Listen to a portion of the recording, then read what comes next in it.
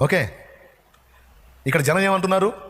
వాళ్ళందరూ కలిసి ఒక్కటైపోయి చక్కగా బాగున్నారు కదా, ప్రపంచమంతా కూడా ఇట్లా ఒక్క దేశం అయిపోతే యుద్ధం లేకుండా ఉంటుంది, ప్రశాంతంగా బ్రతకగలుగుతాం, లేకపోతే మేము బతకలేము, మాకు శాంతి కావాలని నినాదాలు తీసుకొస్తున్నారు కదా.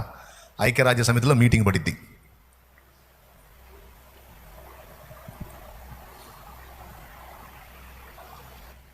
ఐక్యరాజ్య సమితిలో మీటింగ్ పడిద్ది. ప్రజలేమి ఇలా కోరుకుంటున్నారు, విడివిడి దేశాలకు ఉంటే మనం ఇట్లనే యుద్ధం జరుగుతుంది, కలిసి ఒక్కటే దేశం అయిపోతే, ప్రపంచమంతా ఏకదేశం అయితే, వసుదైక కుటుంబం అయిపోతే, దీని మొత్తానికి ఒక్కటే నాయకుడు ఉంటే గొడవ ఉండదు కదా అని మంతనాలు జరుపుతూ ఉంటారు.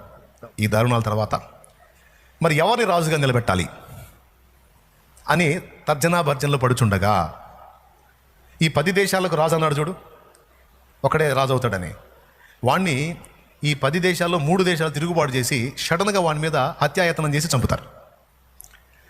చంపినప్పుడు వాని శవాన్ని ప్రజలందరూ చూస్తారు, ఎందుకంటే 10 దేశాలు కలిసి ఒకటే దేశం అయిపోయింది, 10 దేశాలకు ఒకటే రాజు అయిపోయాడు. కాబట్టి ఇప్పుడు అమెరికా అధ్యక్షుడు ఎవరు? జో బైడెనా? కానీ 10 దేశాలు కలిపి ఒకటే రాజు ప్రపంచం మొత్తానికి తెలుస్తాడు అంతే. తెలుసుకోవడానికి ఈరోజు ఇంటర్నెట్ మాధ్యమం ఉంది. ఏ దేశానికి ఎవడు రాజో ఇప్పుడు తెలుసు మనకి. ఒకప్పుడు తెలియదు, ఇప్పుడు తెలుసు. నిద్ర వచ్చిన గట్టిగా స్తోత్రం చెప్పండి. పోతాడు, చంపుతారు. ఆ 10 దేశాలు వెళ్తున్నాడు కదా, ఒకటే రాజు అయ్యి 3 దేశాలు తిరుగుబాటు చేసి అతన్ని అటాక్ చేస్తారు, అతను చనిపోతాడు. అతని శవాన్ని ప్రజల ముందు ఉంచుతారు చూడటానికి. ఉంచినప్పుడు 3 రోజుల్లో యేసు ప్రభు 3వ నాడు పునరుద్ధరణుడై తిరిగి లేచినట్టు ప్రపంచమంతా చూస్తుండగా ఈ రాజు చనిపోతాడు, వీని ఆత్మ పాతాళానికి వెళ్ళిపోతుంది. అప్పటికే తహతహలాడుతున్న ఒక ఆత్మ ఉంది పాతాళంలో, ఆ ఆత్మ వచ్చి వీళ్ళు చొరబడిద్ది. అప్పుడు 3వ నాడు వీడు తిరిగి లెగుస్తాడు, నేనే క్రీస్తునంటాడు. ఆగు, చప్పట్లు కొట్టదు, ఏదో వచ్చింది క్రీస్తు అనగానే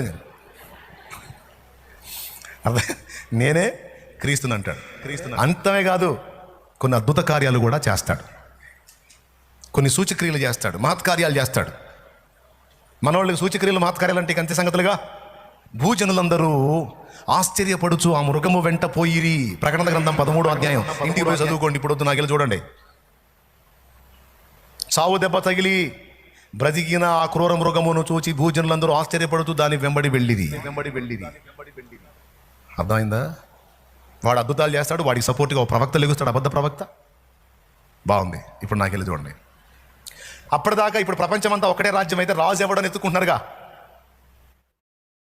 యుద్ధం లేని ప్రపంచం కావాలంటే అంతా ఒకటి కావాలి. అంతా ఒకటైతే మరి ఇంతమందిని లాగే రాజు ఎవడు అంటే, ఇదిగో చచ్చి తిరిగి లేచాడే, ఆ నజరేయుడు యేసు చనిపోయి తిరిగి లేచాడని శిష్యులు చెప్పారు, చూసినోడు లేడు. ఇతడైతే